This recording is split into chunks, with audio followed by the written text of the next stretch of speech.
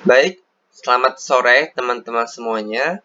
Nah, hari ini saya akan menjelaskan materi mengenai Statement of Cash Flow, penyusunan laporan arus kas. Nah, sebenarnya laporan cash flow itu apa? Laporan yang menunjukkan adanya penerimaan dan pengeluaran kas. Atau istilah lainnya adanya aliran kas masuk ataupun aliran kas keluar pada suatu periode. Nah, kalau untuk tujuan cash flow, itu bisa dibaca, itu ada ringkasannya ada 4 tujuan cash flow. Nah, kedua, ada metode penyajian cash flow. Ada metode direct method dan ada metode indirect method.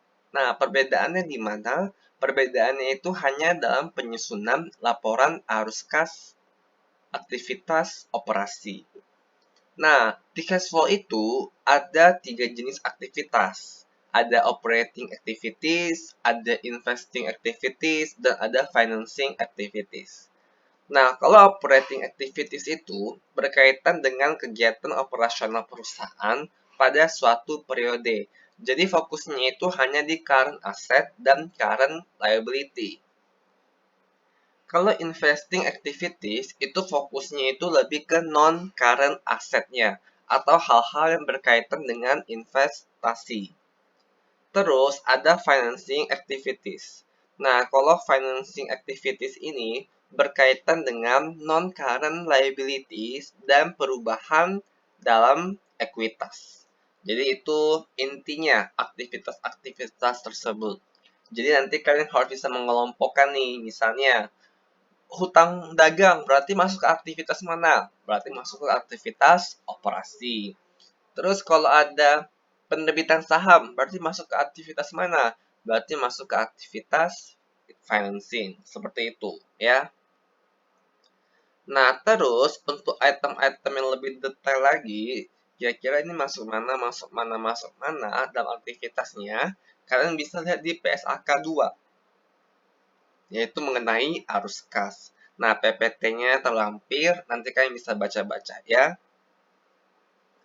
Terus, semua transaksi yang dalam cash flow itu harus yang bisa menghasilkan arus kas atau tidak yang ada wujudnya dalam kas.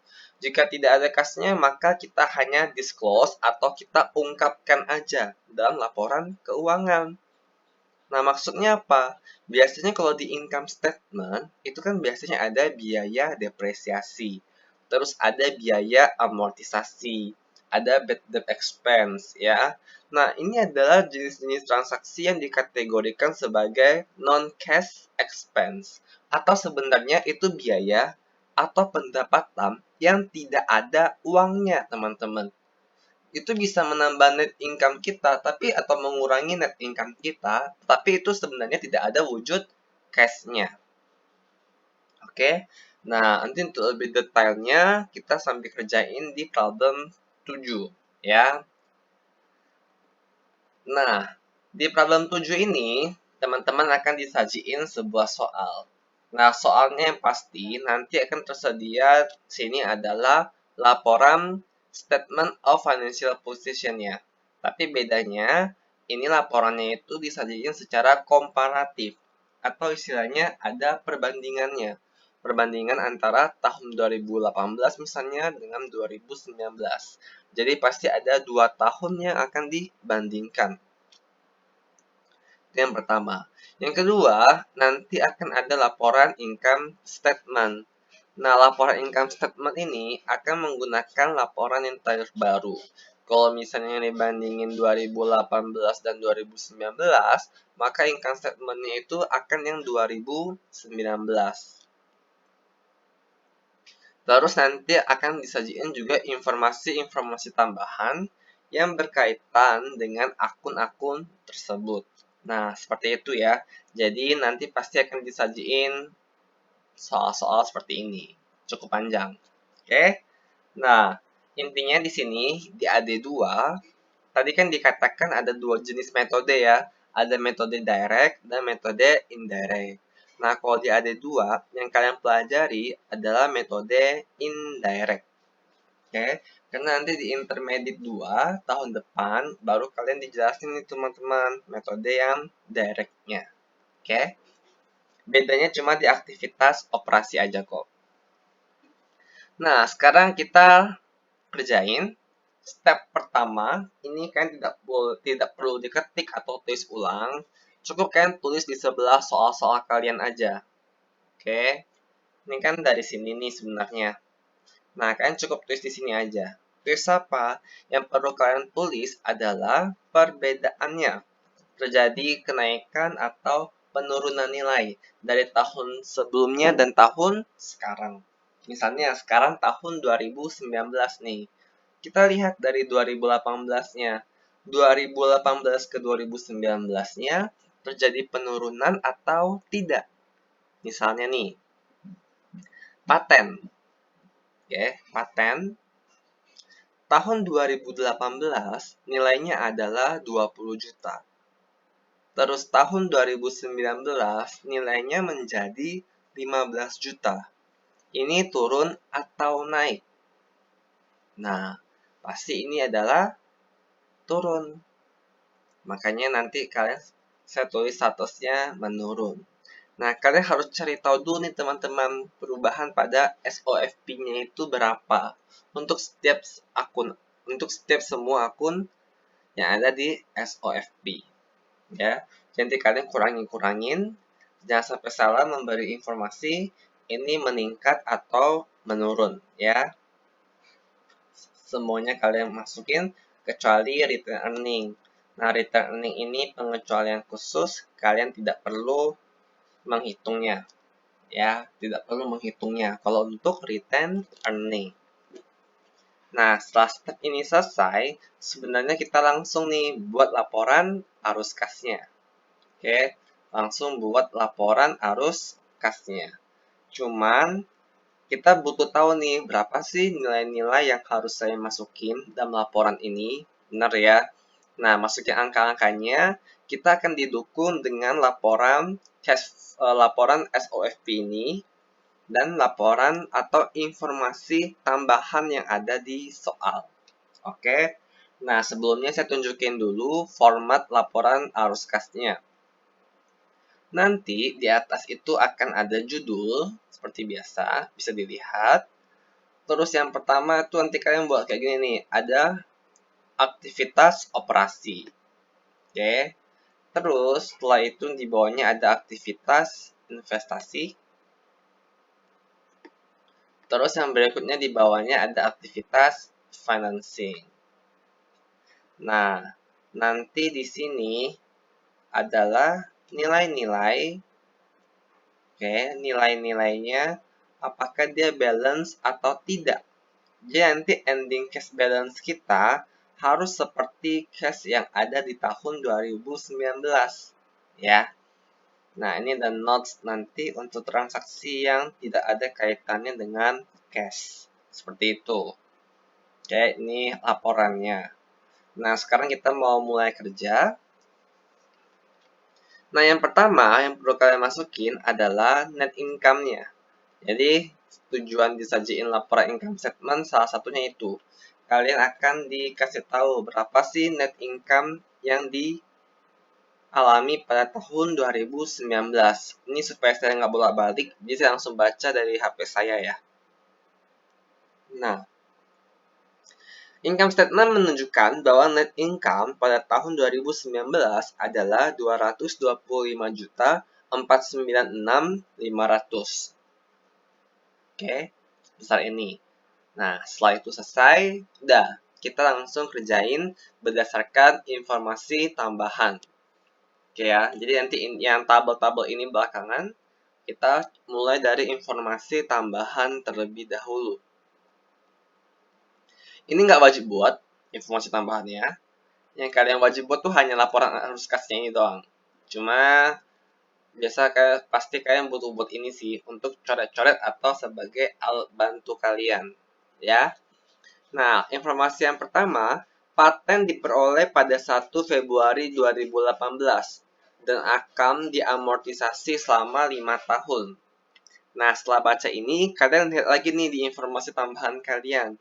Ada gak yang mengatakan atau yang berhubungan dengan paten dari poin 1 sampai poin 10? Ternyata sudah tidak ada lagi. ya, tidak ada lagi. Jadi kita bisa langsung buat. Nih, lihat nih, paten. Paten akan diamortisasi setiap tahunnya. Kalau diamortisasi, berarti nanti nilai patennya akan makin menurun. Nah, awalnya itu 20 juta di tahun 2018, dan pada tahun 2019 menjadi 15 juta. Maka terjadi penurunan sebesar 5 juta. Oke. Nah, paten ketika diamortisasi itu artinya transaksi yang non-cash expense. Tidak ada cash-nya, tapi dibebankan. Nah, ketika dia dibebankan, maka muncullah amortisasi expense. Nah, amortisasi expense ini pasti akan menurunkan net income. Oke ya. Tapi karena kita ingin mencari arus kasnya, transaksi uangnya, maka nanti nilainya itu yang 5 juta ini penurunannya akan menambah net income kalian. Kenapa? Karena tidak ada transaksi kasnya. Awalnya kita kurangi 5 juta, kita kembaliin lagi 5 jutanya. Oke? Seperti itu. Jadi, penurunannya amortisasi langsung kita masukin aja, ditambah karena transaksi non-cash expense, ya, bukan aset.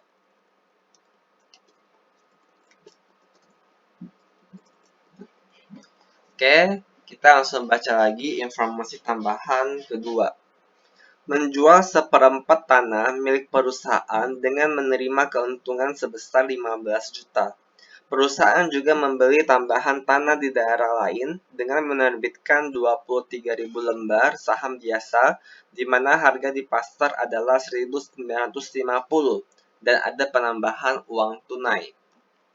Nah, ketika kalian dapat soal ini, intinya itu kalian mau tahu nih, kalau kalian jual, kalian dapat uang berapa, kalau kalian beli pun kalian keluar uang berapa. Terus depresiasinya itu berapa? Agak banyak ya. Kayak gini caranya. Karena ini tanah, otomatis tidak ada biaya depresiasi dong. Benar ya? Nah, nanti kalian buat dulu nih di account seperti ini. Masukin saldo awalnya, yang saya merahin ini artinya sudah diketahui dari soal ya. Masukin saldo awal tanahnya, yaitu 980 juta. Ini yang tahun 2018-nya. Terus masukin teman-teman saldo akhirnya, yaitu 785 juta. Nah, yang pertama, kalian dikatakan menjual seperempat. Kalau kalian jual seperempat, berarti hilang dong seperempat dari 980 juta ini. Maka nanti hilangnya itu 245 juta. Seperempatnya ya. Nah, berarti nanti coba kalian buat jurnal. Oke. Kalau tanah kalian dikatakan hilang 245 di sisi kredit kan. Terus dikatakan bahwa kalian memperoleh keuntungan sebesar 15 juta. Nah, keuntungan ini pun diketahui. Kalau gain berarti bertambah di sebelah kredit. Otomatis debitnya adalah cash hasil penjualannya. Berarti cashnya tinggal ditambah dong. Gainnya tambah land-nya 260 juta. Nah, dari sini berarti kita langsung pindahin nih teman-teman ke laporan arus kas. Yang kita pindahin ke laporan arus kas, yang saya beri warna ungu. Biar lebih tebal. Yang saya beri warna ungu. Oke. Nah, masukin nih. Cash dari penjualan land berarti ini berhubungan dengan non-current asset. Oke, non-current asset. Otomatis nanti dia itu masuknya ke cash flow from investing activities. Ya, masukin aja teman-teman sale of land-nya. Masukin nilai cash-nya ya. Ingat, di arus kas kita hanya masukin nilai cash-nya. 260 juta. Oke, ini sudah masuk. Nah, terus kalian lihat nih, ada gain kan? Gain ini adalah non-cash revenue. Istilahnya kalian ngakuin uang, tapi sebenarnya tidak ada uang terpisah yang bilang kalian dapat gain tersebut. Karena uang tersebut sudah otomatis masuk ke yang 260 juta. Tapi kalian akuin ada gain 15 juta di income statement. Benar ya? Tapi uangnya sebenarnya sudah masuk ke 260 juta ini. Otomatis, kalian harus keluarkan nilai 15 juta ini dari income statement kalian kan? Oke? Nah, maka nanti gains on sale of land-nya dikurangi 15 juta. Nah, dia juga termasuk dalam aktivitas operasi. Seperti itu. Oke? Nah, kayak gitu ya. Mungkin agak bingung, cuma nggak apa-apa. Pelan-pelan coba pahami dulu. Nanti kalau misalnya bingung, bisa coba ditanyain ya. Nah, terus ada pembelian juga. Dia bilang kan, ada pembelian juga nih. Nah, kita mau tahu nih, dia belinya berapa, teman-teman. Kita kan bisa otak-atik nih. Kalau misalnya 980, kita kurangi 245, dan nilai akhirnya harus 785, berarti harus ada berapa lagi sih penambahannya supaya menjadi 785? Kayak gitu. Jadi, awalnya kan punya 980. Kalian kan jual 245. Terus kan di ending kalian bilang harus dapat 785 kan? Berarti penambahan yang harus dilakuin adalah 50 juta. Seperti itu. Berarti logikanya kita beli tanahnya itu 50 juta di sebelah debit. Nah, terus dia bilang dia beli itu pakai saham dan menambah uang tunai. Nah, sahamnya dia itu terbitin 23.000 lembar. Nah, 23.000 lembar ini ingat dikalikan par dulu kan, 1850 dapat 42.550.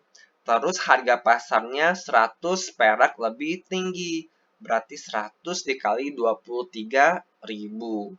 Nah, ketika kita tambahin, ini masih belum nyampai 50 juta, karena dia masih mengeluarkan uang tunai. Nah, uang yang dikeluarin berarti berapa? 5.150. Sisanya aja ya. Nah, ini udah pas dong 50 juta. Nah, dia itu butuh keluarin cash 5.150. Seperti itu. Jadi, ingat karena yang masuk ke laporan arus kas itu ya hanya berkaitan dengan kasnya aja, maka 5150 ini perlu kita pindahin ke laporan arus kas. Ini karena tanah berarti berhubungan dengan investing activities. Ada purchase of land. Nah, kita keluarin uang kan, maka dikurang 5.150.000. Seperti ini. Oke? Nah, demikian berarti yang nomor 2-nya sudah selesai. Oke? Nah, sekarang kita ke nomor 3. Nomor 3 bisa kalian baca nanti, intinya 1 Mei 2019 perusahaan itu jual salah satu bangunannya yang diperoleh pada 31 Juni 2016 dan telah disusutkan dengan metode double declining selama 10 tahun hingga penjualan. Akumulasi depresiasi atas bangunan ini adalah 92 juta something. Selain itu, perusahaan juga membeli gedung tambahan untuk mengisi tanah yang baru secara tunai. Jadi di sini artinya perusahaan menjual gedung dan membeli gedung. Oke? Nah, di sini kalian harus buat dulu nih T-account untuk buildingnya sama T-account untuk akumulasi depresiasinya. Ini sepaket. Kenapa tadi yang land tidak? Karena land itu tidak ada akumulasi depresiasinya. Nah, kita mulai dengan yang jual dulu. Dari yang jual, kalian kan diketahui nih akumulasi depresiasinya berapa. Benar ya? Diinfoin bahwa akumulasi depresiasinya kan 92.480. Oke? Di sebelah debit ya kalau hilang ya. Nah, terus kalian juga tahu nih loss-nya itu berapa. Nah, tahu dari mana loss ini? Loss ini kalian tahu dari income statement. Nah, jadi kalau misalnya kalian ada income statementnya, di sini itu udah dikasih tahu teman-teman. Keuntungan penjualan land, kerugian, keuntungan pertukaran, revenue from investment, loss on redemption, udah dikasih tahu semua. Jadi kita tinggal masukin aja di soal. Oke? Nah, saya kasih merah artinya kita sudah tahu informasi tersebut. Diketahui. Nah, nanti di soal kalian nggak tahu nih cash-nya ini berapa, kalian nggak tahu. Terus nilai perolehan building yang dijual pun kalian tidak tahu. Jadi kita ingin mencari nilai building yang hilang. Jadi informasinya, building diperoleh 31 Juni 2016, dijual 1 Mei 2019. Terus dibilang akumulasi hingga 1 Mei 19 yaitu 92 something. Metode yang digunakan adalah double declining balance dan umurnya 10 tahun. Ingat, kita cari terlebih dahulu rate-nya itu berapa. Jadi apa yang materi yang telah kalian pelajari dari awal sampai sekarang tuh diulangi lagi semua untuk menyusun arus kas. Jadi jangan sampai lupa untuk materi-materi yang sudah pernah dijelasin ya. Nah, berarti rate-nya berapa? 20%. Nah, kita cari tahu dulu nih teman-teman. Tahun 2016-nya berapa? Ini rumusnya udah saya sediain, coba diingat kembali ya. Untuk menghemat waktu, coba kalian kerjain dulu. Kalau misalnya nanti bingung, bisa langsung tanya ke saya ya. Jadi intinya kalian hitung seperti ini, dapatlah totalnya 0,4624. Nah, jadi dari ketahui ini kita bisa cari tahu nih HP-nya berapa. Tinggal HP-nya nanti 92480 dibagi dengan 0,4624. Dapatlah 200 juta. Jadi nilai building yang hilang adalah 200 juta. Nah, kalau udah tahu kayak gini kan kita bisa tahu nih cash-nya berapa. Tinggal dikurang-kurang aja dengan akumulasi dan loss-nya. Maka dapat cash sebanyak 105 juta. Nah, dari hasil penjualan ini, itu bisa kita langsung masukin ke arus kasnya. Oke, kita jual, dapat uang kan, berarti aktivitas investasi, sale of building, tambahin sebesar 105 juta. Terus karena dia itu loss 2520, maka akan masuk ke aktivitas operasi. Loss on sale of building. Ditambah ya, karena kan ini yang beban. Yang tidak ada cash-nya, kita tambahin lagi. 2520. Nah, terus di soal dia bilang nih, dia juga membeli kan, beli. Nah, sama nih. Kalian awalnya ada 650, jual 200, hasil akhir kalian harus 580. Berarti berapa penambahan yang kalian beli? Berarti pembeliannya ada beli sebanyak berapa? 130 juta. Berarti di sebelah debit ada building, sebelah kreditnya ada cash. Nilainya adalah 130 juta. Oke, seperti itu. Ya. Nah, ini kan tidak ada hal-hal yang lainnya nih. Berarti ini tinggal kalian masukin aja ke aktivitas investasi. Masukin purchase of building dikurang 130 juta. Nah, sekarang kita masuk ke tabel bantu yang atau T-account akumulasi depresiasinya. Nah, dari T-account ini kegunaannya apa? Kegunaannya kita mau cari tahu nih, berapa sih depresiasi tahun 2019-nya. Itu intinya. Nah, awalnya kita ada 300 juta. Terus sudah dijual 92.480.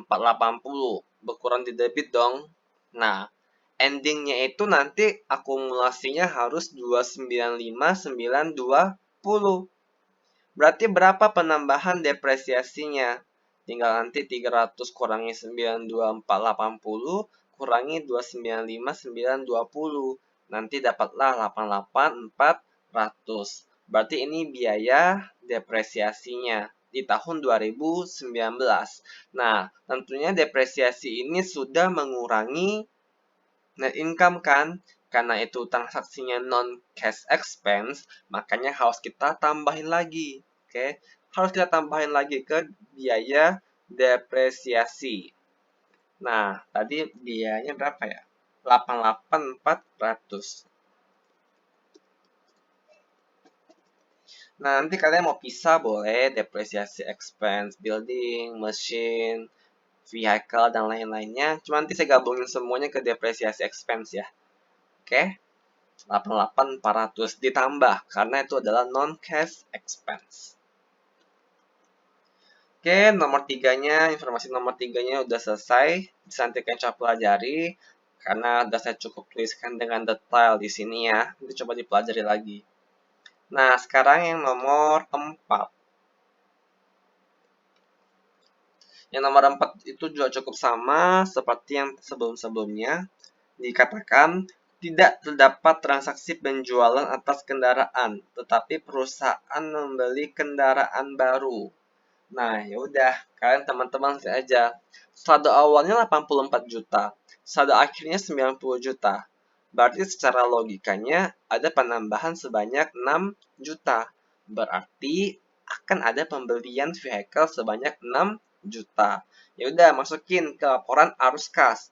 Purchase of vehicle minus 6 juta. Kenapa minus? Karena kita beli, kita mengeluarkan uang. Oke. Nah, terus yang berikutnya, jangan lupa, dia ada akumulasi depresiasinya. Jadi kita harus hitung lagi. Saldo awal 48 juta. Terus, endingnya jadi 64 juta. Berarti ada berapa penambahan akumulasi atau berapa penambahan depresiasi? Yaitu 16 juta. Ya udah, kita masukin juga nih ke depresiasi expense-nya. Saya tambah di sini 16 juta. Oke? Nah, seperti itu. Transaksi vehicle-nya udah selesai. Kita langsung ke informasi tambahan nomor 5. Tidak terdapat transaksi penjualan ataupun pembelian, tapi ada penukaran. Oke, ada penukaran mesin lama perusahaan dengan metode unit of activity tanpa nilai sisa ditukar dengan mesin milik Bitter Love Co. yang memiliki fair value 28 juta. Nah, mesin milik perusahaan memiliki kapasitas something, telah produksi sekian, dan ketika ditukar, perusahaan menerima uang tunai 1,2 juta. Nah, saya coba buat dulu jurnal dari informasi yang sudah diketahui. Nah, mesin baru kita udah diketahui bahwa kita menerima 28 juta. Terus cash terima 1.200.000 pun sudah diketahui. Terus gainnya dikatakan ada keuntungan 12.750 pun udah diketahui.